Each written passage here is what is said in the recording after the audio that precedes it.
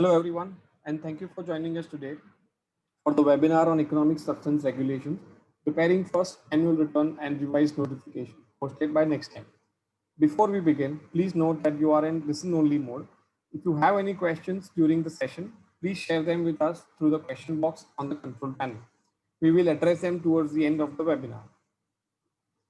After issuing an amendment to its ESR in August 2020, the new ESR law included significant changes to the erstwhile regulations, change in governance mechanism, scope, and applicability, and also enhanced quantum of administrative penalties. With the first ESR annual return due on 31st December 2020, UAE finally published a template form for furnishing the annual return, along with the revised notification.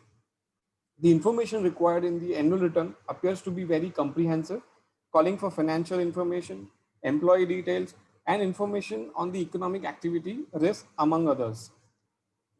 Nextime is actively sharing relevant insights and knowledge material through alerts, webinars, and social media on economic substance regulation. Do write to thinknext at nextime.com and subscribe to receive these updates in your inbox.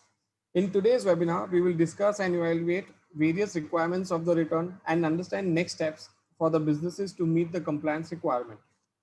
Joining the discussion today, Lokesh Gupta, Senior Manager, Transfer Pricing.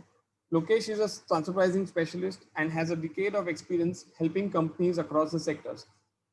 He specializes in formulating transfer pricing strategy, transfer pricing litigations, and has keen interest on financial transactions and intangible related transactions.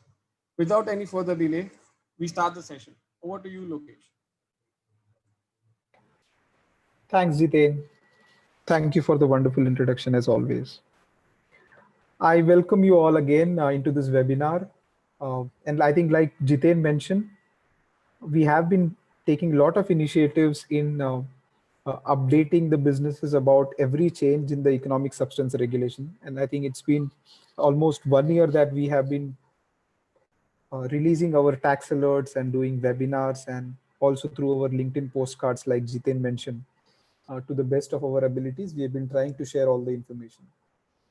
Today's webinar is, of course, considering all the webinars that we have already conducted, where we have discussed the basics of why the ESR was introduced, what does it really require for businesses to do. Today's webinar, we want to focus more on how is the template form for the annual return and the revised notification looking like? What is it that the businesses are required to do? Looking at what information has been called for in the annual return and revised notification. Therefore, the title, Preparing First Annual Return and Revised Notification. So, like I mentioned, the agenda is first to take you through what are the key changes in the new ESR law. Then we analyze what all information has been called for in the ESR report. Then we discuss what are the new content in the ESR revised notification that everybody has to fill up, at least the covered ones. And then, of course, we towards the end talk about challenges and the way forward. So, like I said, we have been doing a series of webinar, and much of why was ESR introduced has already been discussed. But just to quickly summarize in a minute, this entire ESR regulation came into UAE because of UAE's commitment to the OECD. UAE, in May 2018, it became a member of the inclusive framework of the OECD, and by virtue of that membership, UAE is supposed to implement certain minimum standards of the OECD's BEPS action plan. One of the minimum standard was to have harmful tax practices, exchange of ruling and requirement substantial activity. So this was the action plan which from where the economic substance regulation has really emerged. So basically, if I take you back to 2017, when the Code of Conduct of European Union had done an assessment, at that time they listed down few countries whose regime were not very transparent when it comes to sharing of information for tax purposes. And therefore, at that point in time, the UAE was amongst the other nations which was blacklisted for being a non-cooperative jurisdictions. So in response to that 2017 assessment, UAE, of course, being a member of the OECD, inclusive member of the OECD framework, they implemented the economic substance regulations. The regulation came, as early as April 2019, and since then it has been a very interesting story of actually, economic substance regulation in UAE. Uh, if most of you, who would have followed the journey, the regulation first came in around April 2019. Then somewhere in September 19, the guidelines, etc., were introduced, and we saw many businesses doing a notification filing also by end of June 2020. And at that time, most of the businesses have filed the notification in the erstwhile law with their respective regulatory authorities. So when I say respective regulatory authorities, for example, if you're a business located in DIFC or an ADGM, you would file your notification to the respective authorities, which is DIFC or a ADGM authority. And as such, at that time, no one has intimated or no one had to file the information with the Ministry of Finance. Now, what happened in August of this year is the Ministry of Finance came out with a substantially revised regulation or a revised law which completely overhauled the erstwhile regime.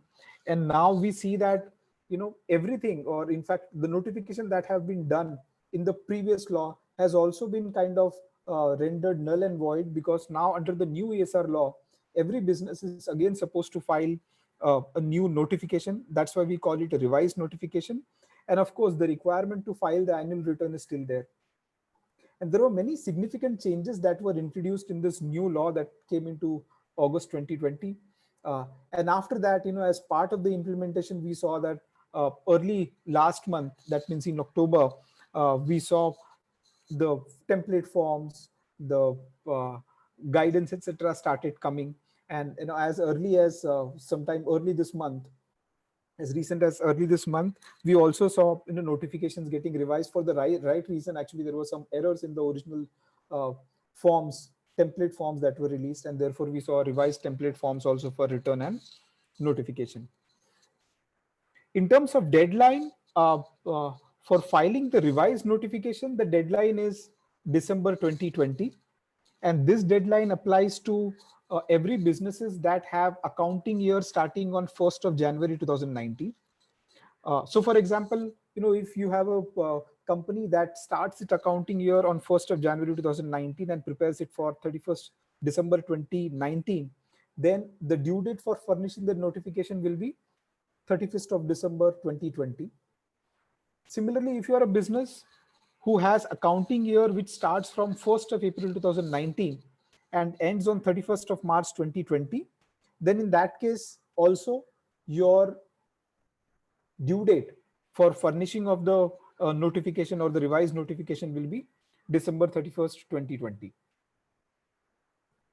So what are the key changes? Like I mentioned, lot many things changed in the new ASR law. So we saw that the definition of who is the licensee itself changed. So previously the natural or the juridical person both were covered. For example, individuals are also covered.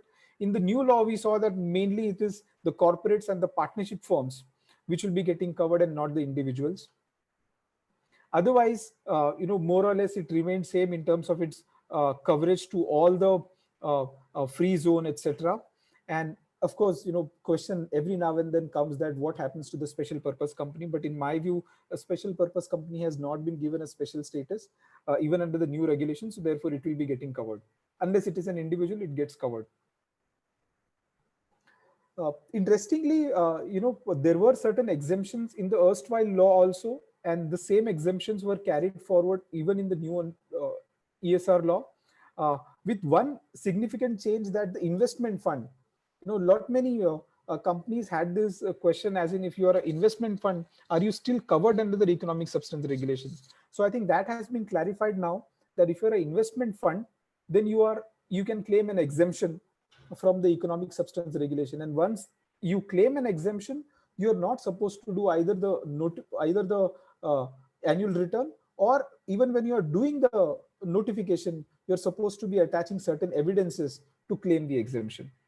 So In a nutshell, if you are claiming an exemption from the economic substance regulation, you are supposed to be giving the evidence relying upon which you feel that you are exempted from the regulations. So who are exempted? For example, if you're a tax resident in jurisdiction other than UAE, of course, like if you take an example of a representative office, if the representative office carries a tax residence status of an entity which is outside of the UAE, then obviously you will not be required to do ESR annual return here. All you need to do is to file a notification form and claim an exemption. And what needs to be submitted along with the notification to claim that exemption, we are discussing in the subsequent part. Similarly, if you are an entity wholly owned by the UAE residents, so meaning uh, you are completely a domiciled operations and with no connection or no cross-border transaction outside of the UAE. Looking at the purpose with which this entire ESR law has been introduced, it doesn't look like that you will have any obligation under the ESR regulation if you are a domiciled entity within UAE, because this regulation entirety, if you see, is more to do with uh, the international framework or cross-border exchange of information with which this regulation has been introduced. Similarly, if you're a branch of a foreign entity whose relevant income is subject to a tax outside of the UAE, which can happen, I'm saying, and if in that situation, then also you can be claiming an exemption. The previous law had some exemption for 51% of more by the government uh, entity, but I think that exemption has been removed. So, what are the evidences to claim the exemption?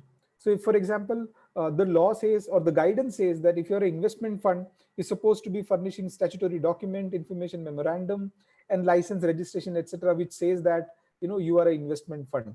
Similarly, if you're a tax resident in jurisdiction other than UAE, you got to give a TRC, or what we uh, in normal parlance we call it as a tax residency certificate.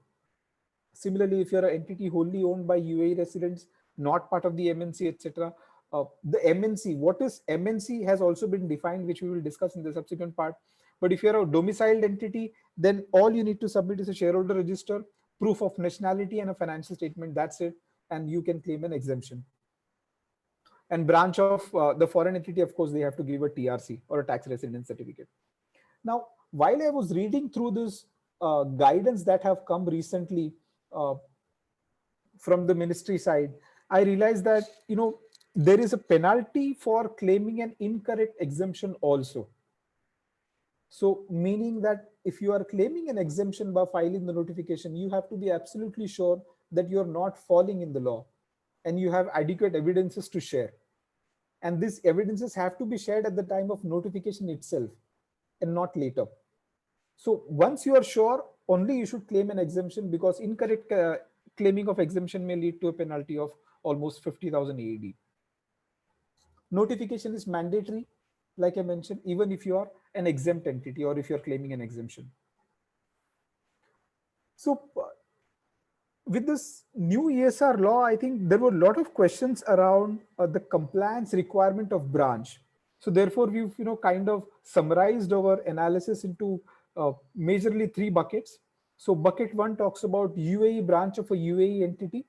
So if you're a UAE branch of a UAE entity itself, then you're not a separate entity at all for this regulation. So as long as the parent entity does the compliance, the UAE branch of the UAE entity does not have to do anything. Similarly, if you're a foreign branch of the UAE entity, if you're a foreign branch of the UAE entity and that branch is paying taxes in the other jurisdiction. So for example, UAE company has a branch in France. And if that branch is paying taxes in France, then you don't have to do a ESR compliance. That branch will be considered separate. Only the UAE entity, if it fulfills on a standalone basis the ESR compliance requirements, it has to do. It does not have to do a compliance separately for the branch. Similarly, if you're a UAE branch of the foreign entity and if you're getting taxed outside, like I mentioned in the previous slide, then you can claim an exemption. And of course, you can claim an exemption only by filing a TRC, etc., to prove that you have been taxed outside of the UAE. Penalties got changed. This is another important change to note, that in the previous regime there were range given, and in the new regime, which is now active and which all the businesses are supposed to follow, has a very fixed amount of penalty. And if you see, all the penalties are towards the higher range of the penalty that was erstwhile existing in the erstwhile law. Therefore, the highest of the penalty is almost 4 lakh AED, which was previously only 3 lakh, and the lowest of the penalty is 20,000 AED. So what changed? For the actually for the limited time that we have in this webinar, we've tried to cover only 2 or 3 key activities, uh, and the changes with respect to which are supposed to be understood uh, vis-a-vis the new law. So, for example, a distribution business in the erstwhile law, the distribution business definition had put a lot of emphasis on storing and taking the inventory by the UAE entity. So unless you are a business which is importing the goods into the UAE and storing it, you would not qualify the definition of distribution business. This was the understanding in the erstwhile law. And a lot of questions then started coming, as in what happens to a bill to ship to model. So in the bill to ship to model, the goods never enter the territory of UAE, and it always gets passed on to the third jurisdiction. And whether, strictly looking at the definition, will those kind of arrangement get covered in the distribution? The answer was, in the erstwhile law, there was always a doubt. But in the new law, it has been made very categorical or very clear that the requirement to importing and storing in the UAE has been done away with. So as long as you are a distributor, and if you are purchasing from the foreign connected person for the purpose of resale, whether in UAE or outside of the UAE, you will fall in the definition of distribution business. So you can say the ambit of the law has been slightly enhanced with this change, because the distribution businesses which were previously uh, uh, getting exempted because of the definition are now getting covered under the new law.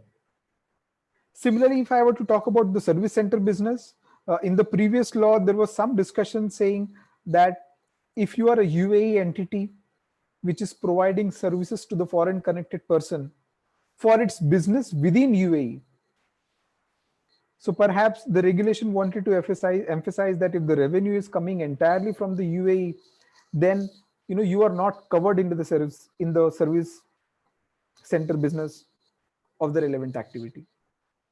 However, now if you read the regulation in the revised law, it has removed, or it has done away with the condition of businesses connected within UAE, because that had actually created a lot of doubt in the mind of businesses. When we were doing the notification under the erstwhile law around May and June of this year, that time there were a lot of questions around what can be said to be a business conducted within UAE.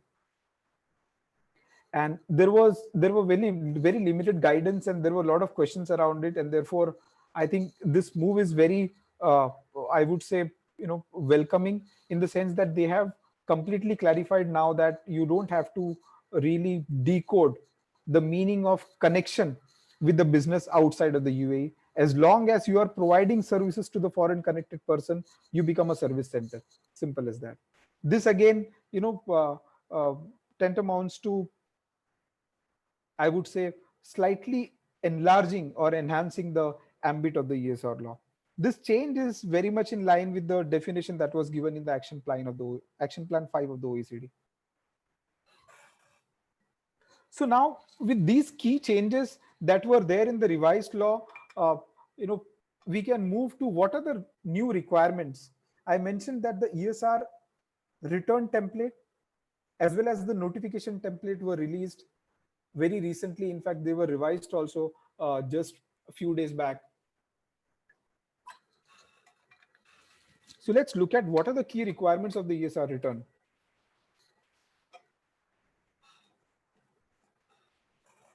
So these are, of course, very broad category. Actually, the return appears to be very comprehensive, but I have just classified them on the basis of our understanding, or on the basis of our analysis. So if you look at, there is a left-hand side and a right-hand side of the overall content that are required in the ESR return. The left hand side, it's more like a factual information. For example, the name and addresses, the name of the directors, etc. The branch details again asks for the name of the branch, registration number, VAT registration, etc. Ownership information, as in who is a parent, who is a subsidiary, who are the sister concerns of yours. And similarly, whether you have adequate number of employees. These are more on the factual side. But in my view or in my assessment, what I understood is that the ESR return template has requirement of more analytical information rather than factual information. So analytical information such as, you're supposed to give a financial information of income, expenses, and profit and loss. So if I were to discuss just the one aspect of it, the income part, uh, and if you are, let's say, doing a business of manufacturing in UAE, which is generally an exempt category, you would not see a manufacturing activity getting covered in any of the definition. But if the manufacturing company is also doing some kind of a back office support as its separate segment to its subsidiary companies or the parent company or the group companies, then that segment from where it is providing the administrative support to the group companies will fall in the definition of service center business. So what happens is, if you're looking at the right hand side, where I have to provide the financial information of income, expenses, etc., I'm supposed to be giving the segmental information vis-a-vis that segment which is getting covered in the definition of service center business. Similarly, I think in this example that I explained, it was easy to uh, get the income information because you could easily pull out all the invoices, take an aggregate, and report the income that has come from the related party under the service center business category. However, what happens to the expenses? Now, expenses would not, every expenses would not be directly identifiable to a segment of service center. There would always be certain common expenses. For example, a salary of that of a, or role of that of a finance director or a tax director, if it is sitting in UAE, or somebody who's managing the treasury sitting in UAE, their costs and the related overheads, it would be very difficult to segment between what pertains to manufacturing business segment and what pertains to the service center business segment, because what is required to be given in the annual return is not only the income number but the expense as well as the profit. So I think the message that I was trying to give on the analytical side on the first information is that businesses will, after they identify that they have any one of the activity which is following the definition of relevant activity, they will have to then start gathering various information which will help them ascertaining the income which pertains to that segment, the expenses which pertains to that segment, and what is the profitability of that particular segment. Because in that manner only the information has been called for in the annual return.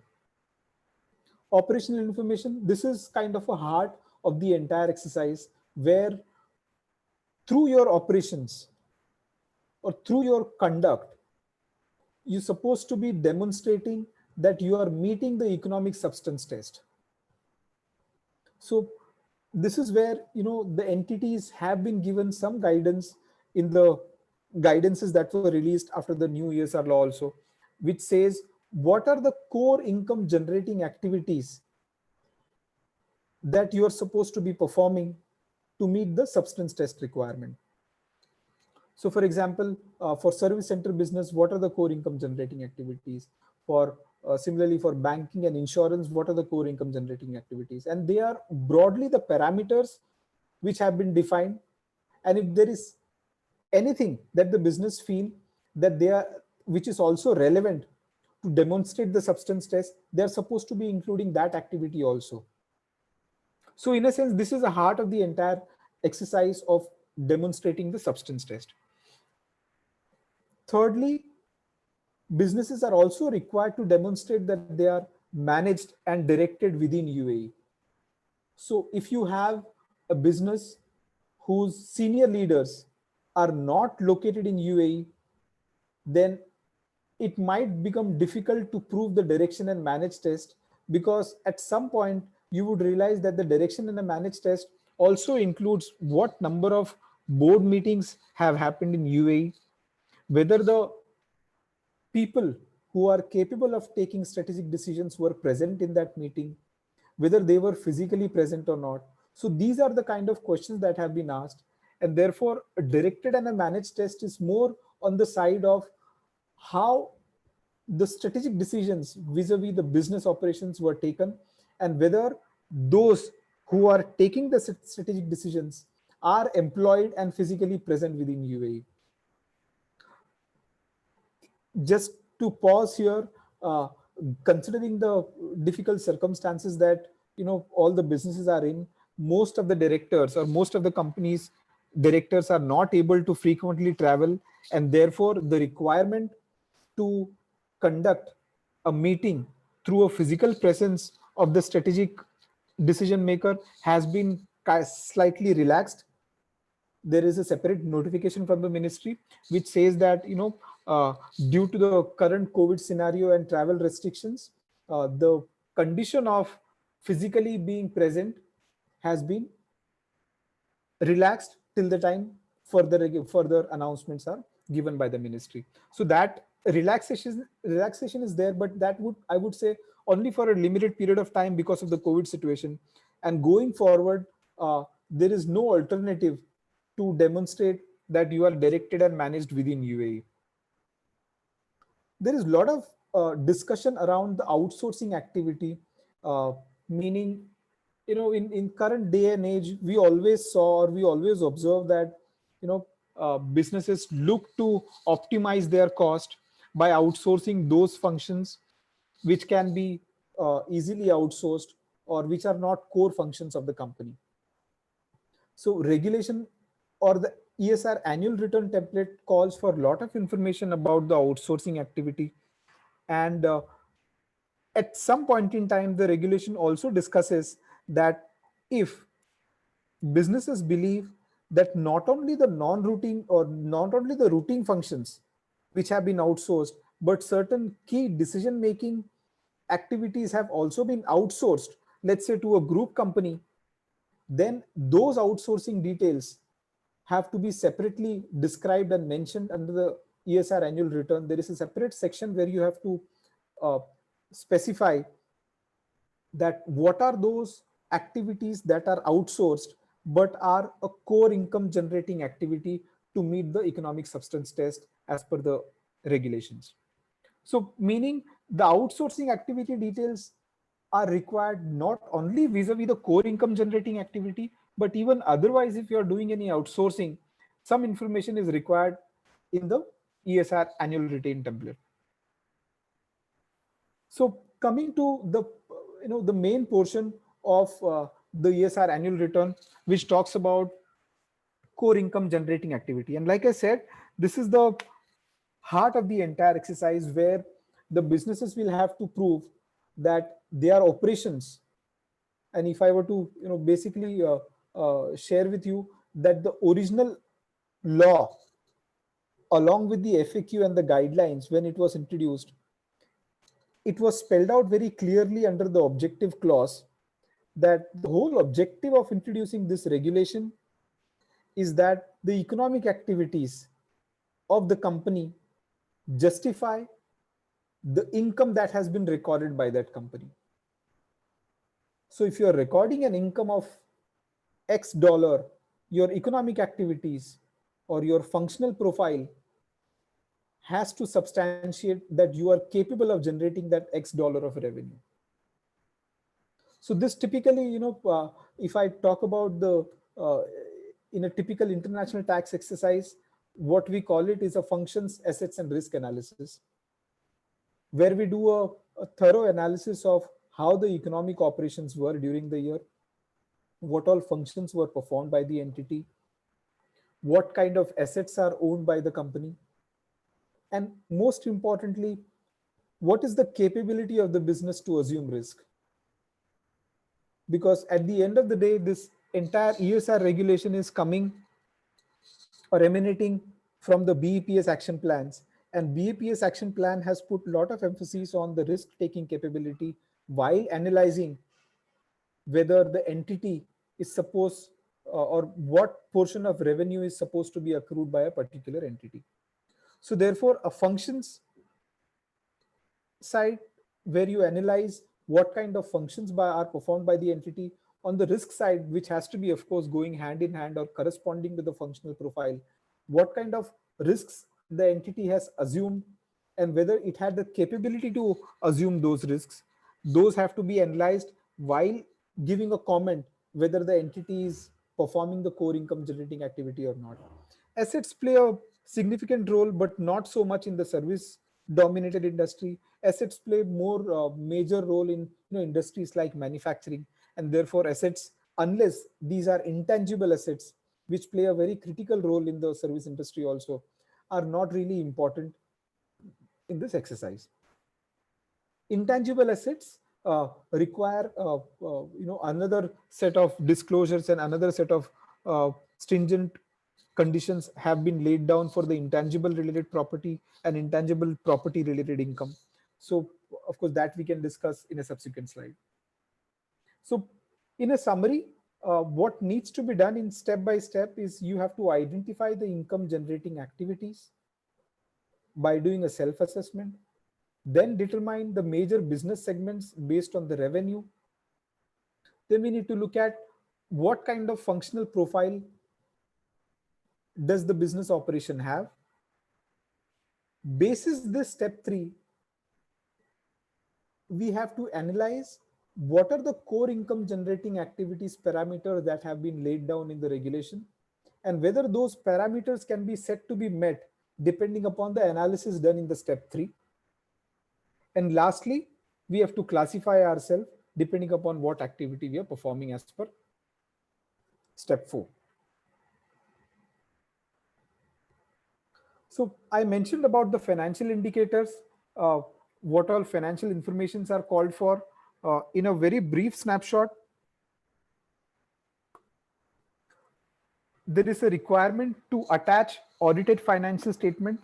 However, if you read the complete template form, it doesn't appear that it is mandatory to attach the audited financial statement, but you are supposed to be disclosing if the financial statements are getting audited or not.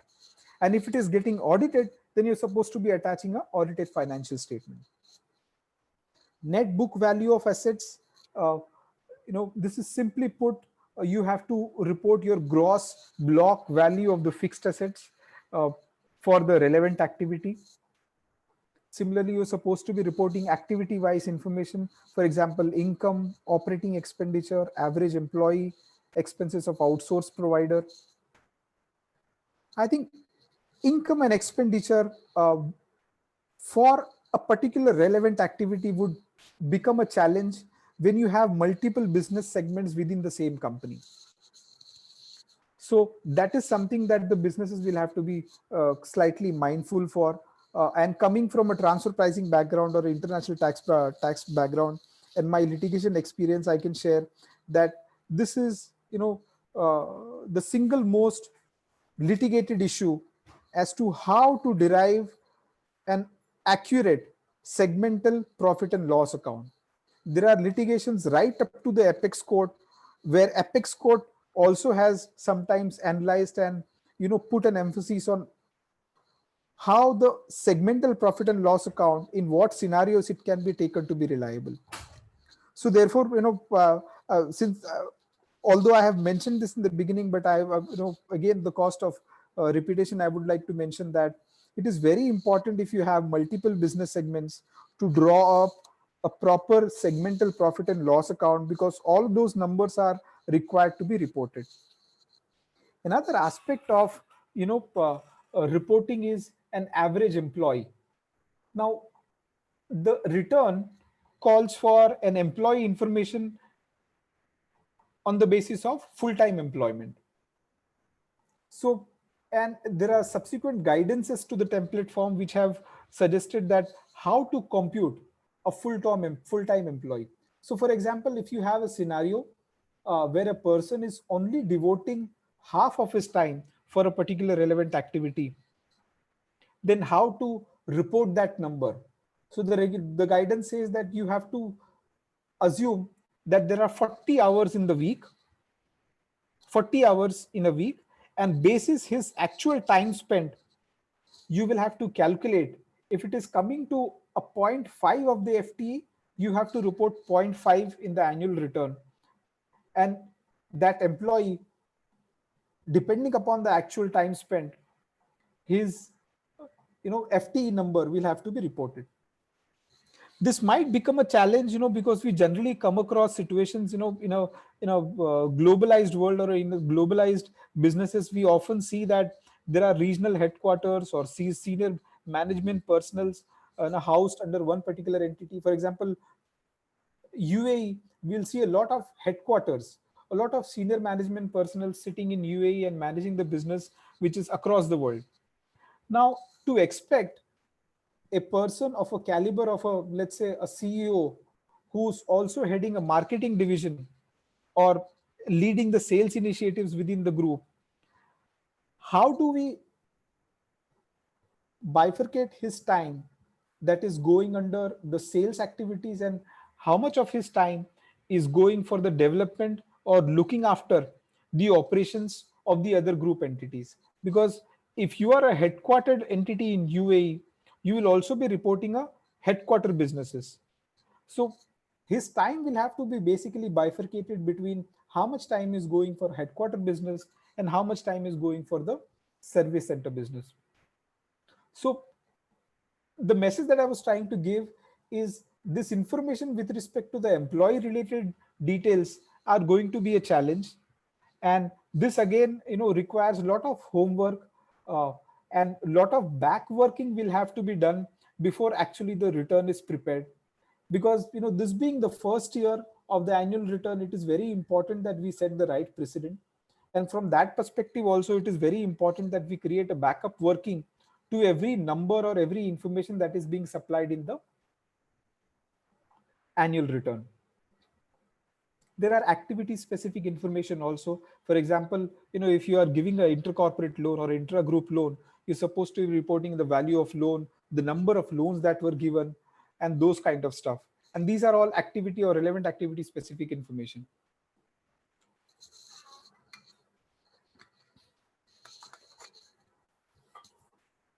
At some places, some relevant activity like service center business, it is also asking for if you have provided similar services to third party also, and what is the revenue that has been generated from the third party.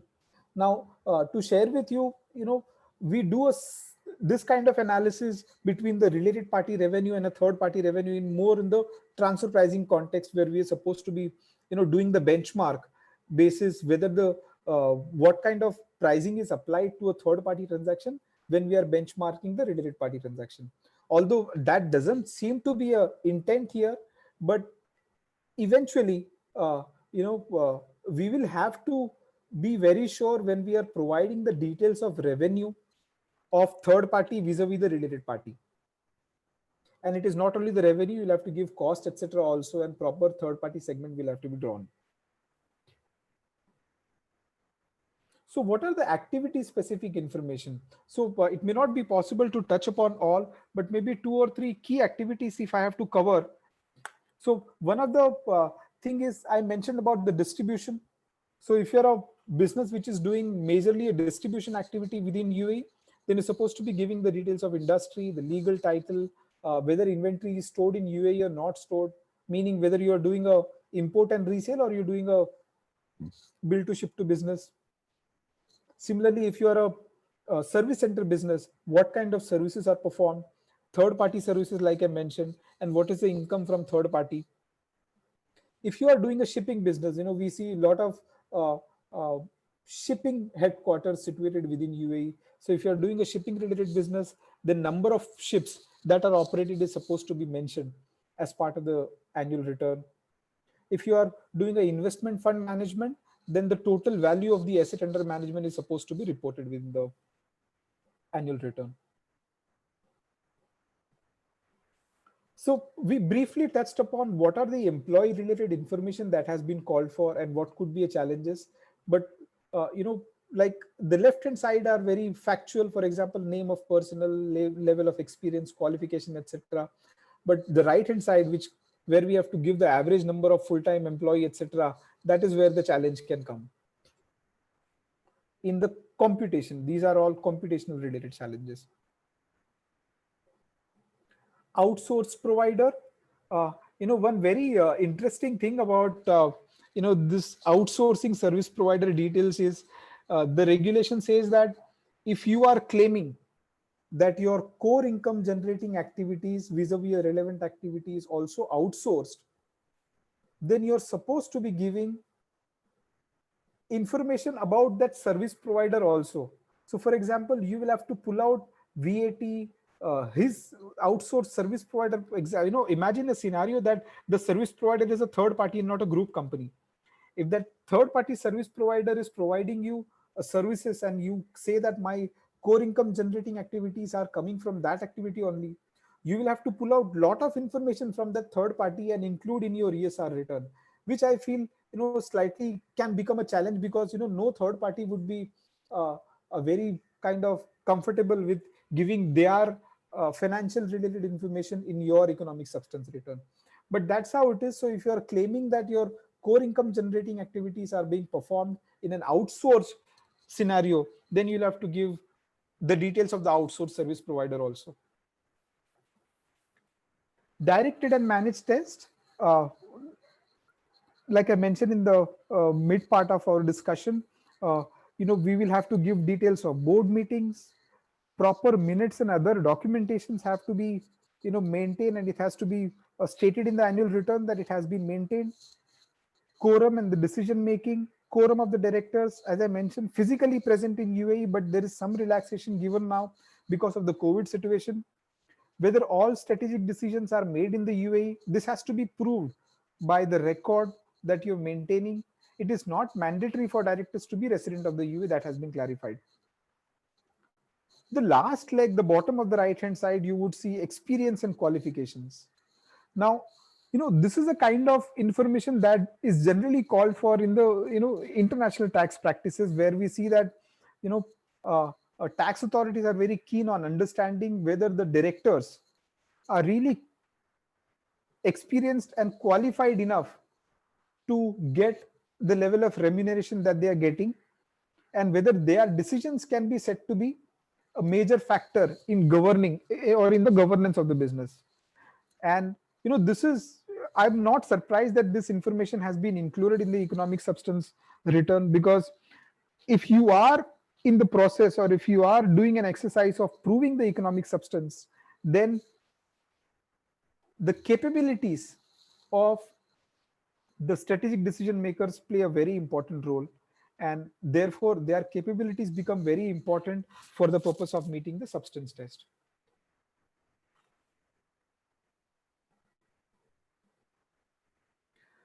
This is another important thing, I believe, for all of us to know, as in what happens when you file the economic substance return. How is it going to be processed? So now, in the previous law, there was no, detailed guidance, but in the new law, there is a detailed guidance on how the information is going to be processed. And more specifically, the new law also says that what is the role of each of the authority. So for example, if you're a company located in DIFC, then the DIFC, the DFSA will collect the information, it will review, and that is it. Its only job is to ensure that it is accuracy and it is complete. It will not do the assessment of whether the information is sufficient enough to meet the substance test. After ensuring that it is complete and accurate, it will pass on the information to the Federal Tax Authority. Now, some of you might be knowing that the previous law did not have FTA as an authority. But now the ESR has been completely shifted to, the regime has been completely given a charge to the Federal Tax Authority. So Federal Tax Authority will then undertake the assessment, etc., on the basis of information that you provide. It will do the assessment, it will identify in its own judgment whether that information that you have supplied, whether on the basis of that you are meeting the substance test or not. Depending upon its assessment, it will pass on the information to the Ministry of Finance, and Ministry of Finance competent authority will then, depending upon how the situation is, they might share the information of your economic substance return to the trading jurisdiction. So for example, I took the example of UAE and France.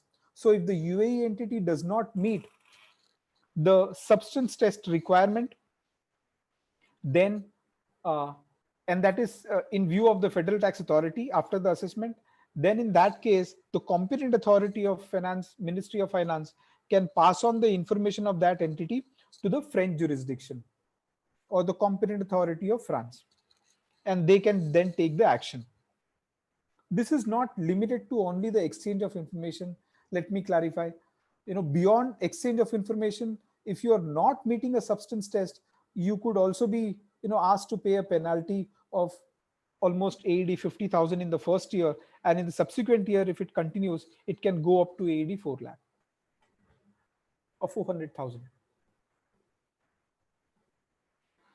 So we discussed the ESR annual return because I thought that the notification form, most of the businesses have already filled up in the erstwhile law, and in the new notification also the requirements are more or less similar. I would not say it was very different, and therefore we've kept a very limited time for the re-notification or the revised notification. If, as you can see, the information called for is more or less similar with some additional details, like if you're claiming an exemption, you're supposed to be giving the evidence, and then there are information like who's your ultimate parent entity, who's the ultimate beneficial owner of your business. These kind of additional details have been called for, which was not there in the previous law. So if you are preparing for the revised notification, don't be under the assumption that the information that were collated in the original or notification in the previous law would be enough. I think there are some additional evidences or additional information also need to be gathered for filing the revised notification. What are the challenges? Well, I think most of these we discussed when we were discussing the in the mid of the discussion or mid of the analysis. Whether audit is mandatory doesn't look like, but the return does call for the information, whether the financial statements are audited or not, and if it is audited, you might have to attach it. Segmental data, if you're doing a multiple business, or if activity of the company is falling in the multiple relevant activity category, then you will have to prepare a segmental data also. Common employees, the employee related details I feel are going to be challenging, although I would like to clarify that in a service organization, employee is a most critical resource or a most critical asset, and therefore you know whatever information that we are giving in the annual return about the employee details, we have to keep in mind that all of that is going to be assessed for the purpose of making a judgment on whether with those details that are submitted by the employees, whether those details would be enough to meet the substance test or not. So while it is challenging, but it is the most critical information, I feel, at least for the service organizations, the employee related information. Average full-time employees, there are formulas given. It is there in the guidance also, you could easily find it, and from there we will have to work out and provide the details of average full-time employees. All right, so what is a way forward? I would say immediately the way forward should be that we start analyzing these details that have been called for in the ESR annual return. We start gathering them.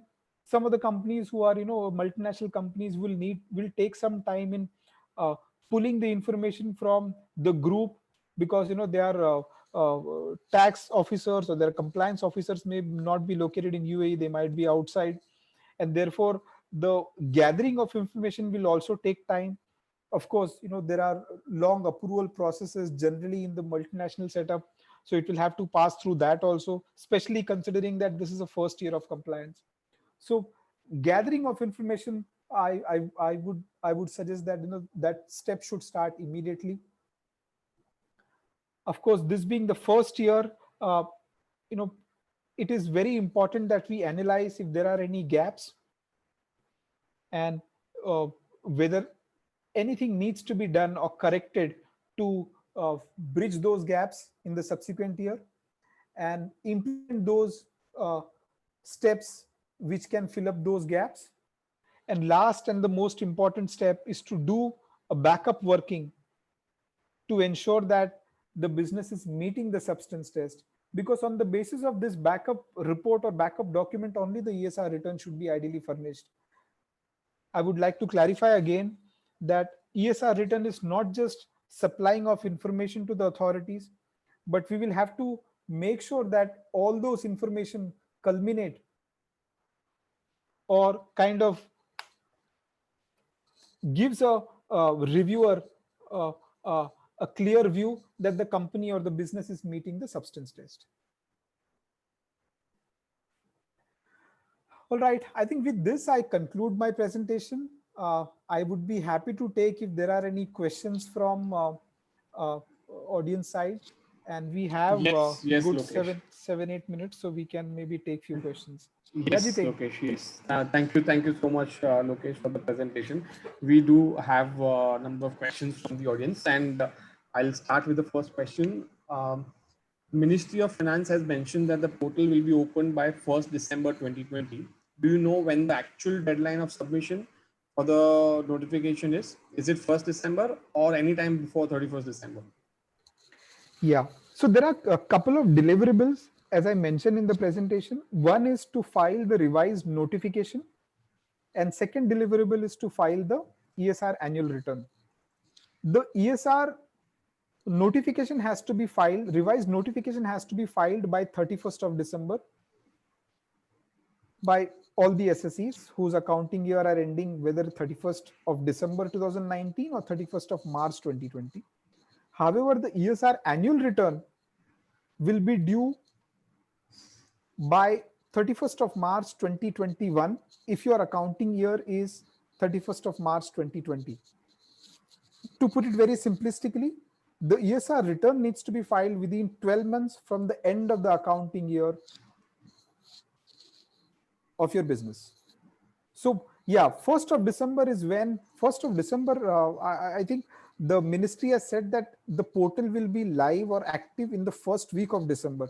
So it could be any time, but in those first week of December. But once that is active, you still have about 20 odd days to do your revised notification. And also if you are falling due on 31st December for filing the return, you will have that much time only to do the annual return also.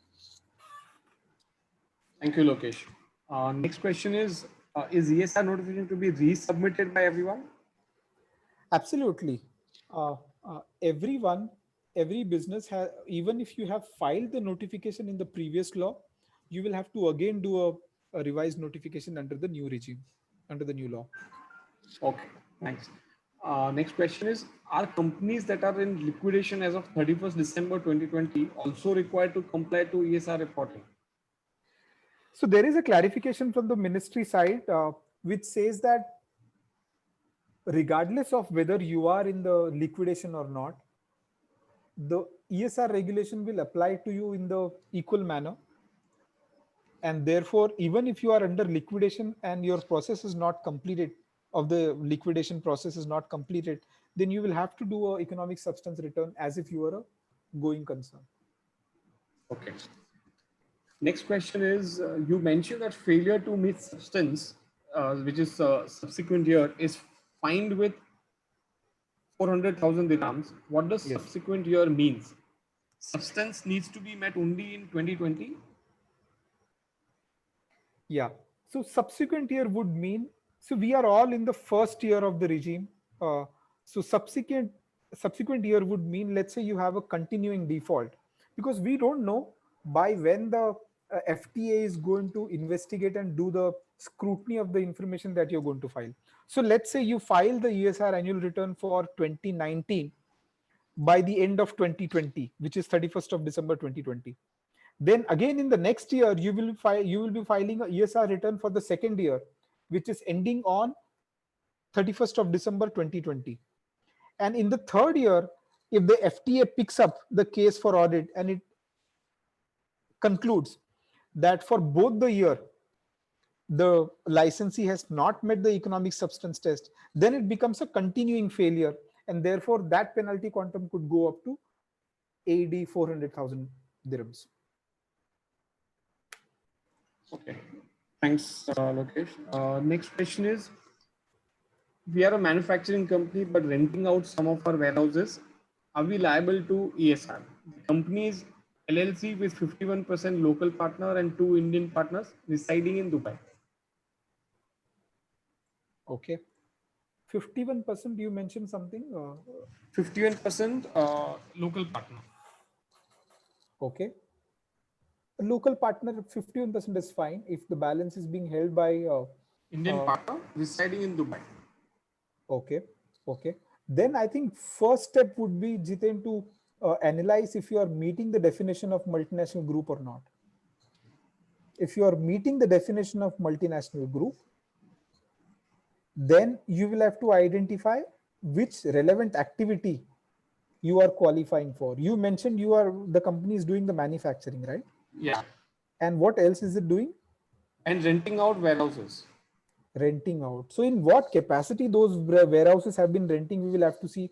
We will also have to see what kind of how significant is this renting activity to the company in UAE as well as the business as a whole. And if that is a significant part, and if that takes a character of a leasing, then it might fall in the business of leasing. Okay, understand. Next one is, are entities stuck off, liquidated before the introduction of ES obligations required to file return? For how long? Struck off meaning if that company doesn't exist for the accounting year which is started on 1st of January 2019, then I don't see a requirement. But if the company existed for the accounting year which is starting on 1st of January 2019, I think they might have to do a ESR return as per the guidance which is available on the ministry's portal. Understand. There is no further guidance on the liquidation part, unfortunately. But one thing that is coming out very clearly, Jiten, is even if you are in the process of liquidation, then you will have to do a economic substance regulation compliance as if you are a entity existing. Understand. The next one is, how do we get access to MOF portal? And what about SPVs and DIFC owning assets in Africa? SPVs of DIFC owning assets in Africa. Yeah. Okay, but what kind of assets are those? What kind of activities the SPV is supposed to be carrying out as per the license? I think those will have to be understood before we really comment on whether the ESR is applicable or not applicable. Portal, you mentioned about the date. Accessing, yeah. How do one get access to MOF portal? Yeah, I think through your registration details, you should be able to log in. The portals are not yet active, unfortunately, Jiten. I think once it is active, we all might get a little bit more clarity. But I would presume that with those unique license numbers, we all should be able to log in into the ministry's portal. Get it. Next one is, how many BOD meetings are required to comply with the regulations? There is no count specifically mentioned about only as many numbers of BOD meetings are required, but what you will have to demonstrate basically is to ensure that all your strategic decisions are taken within UAE in those board meetings, and you have documented the minutes properly. Understand. And I think this is from a question from the same individual who asked on the applicability part, which says, I mean, if the original, let me just consolidate the previous question first, is yeah, the ESR notification to be resubmitted by everyone. The person has a follow-up question that, I mean, if the original notification is negative, still we have to submit a negative notification? So original notification might be negative. This is an important question, actually. Good that somebody raised it.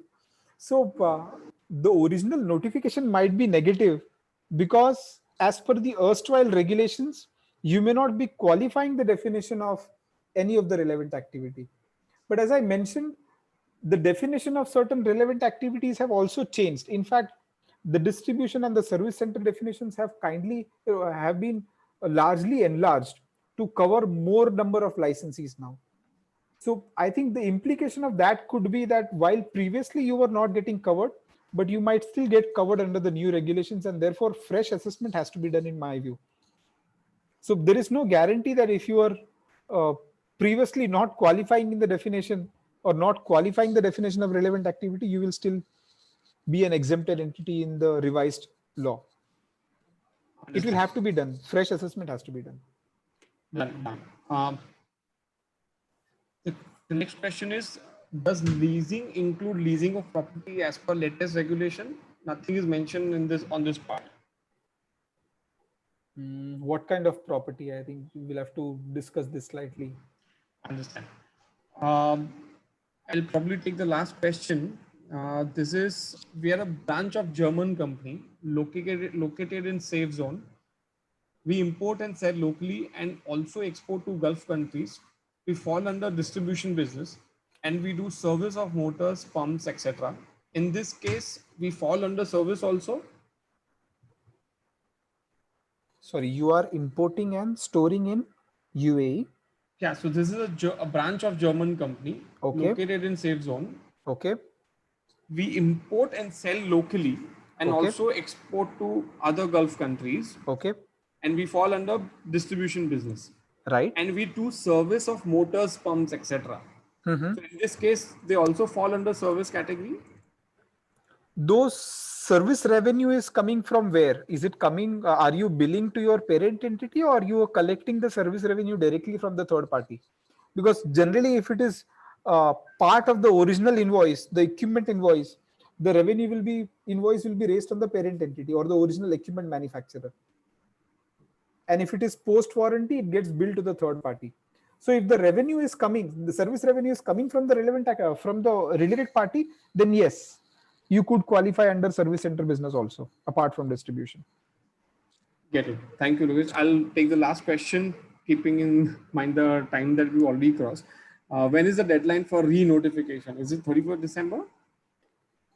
Yes, it is 31st December for all the businesses whose accounting year is ending on either 31st of December 2019 or 31st of March 2020. So it has to be within 6 months, basically. So if the 6 months from the end of the year is going beyond 31st of December, then you'll have to calculate your due date accordingly. So this time, ideally, if you see 31st of March accounting year, due date should be 30th of September 2020. But because ministry had not activated the portal, etc., the forms were not there. So therefore, this 30th September due date has been extended up to 31st December. But this is only a kind of a transition measure where only to accommodate first year's challenges, the due date has been extended. Otherwise, normally your due date for the notification would be 6 months from the end of the accounting year. Thank you, Lokesh. Thank you. So with that, I would like to thanks once again, Lokesh, for sharing valuable insights on the subject. I'm sure listeners too have found it relevant. Dear participants, if you still have any questions in line with the discussion today and we are unable to answer it, please email it to us on thinknext@nexttime.com and our team would be happy to respond to them offline. Across the globe, we think next at Next Time and invite you to do the same. We welcome your feedback on today's presentation. Be vigilant and stay safe. Thank you and goodbye. Thanks. Thank you, Jiten. You've been a good help here. Thank you so much. Thank you. Bye.